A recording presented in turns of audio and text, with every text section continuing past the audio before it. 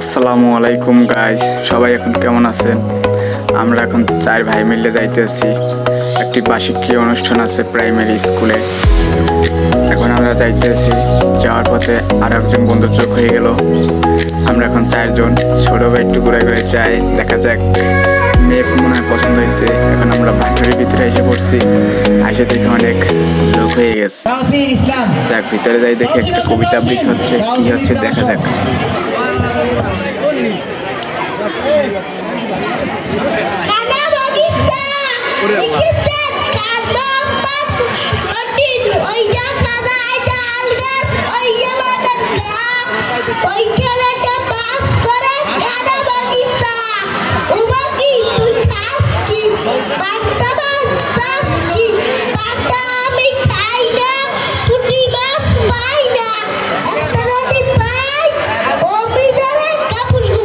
খুব সুন্দর হয়েছে।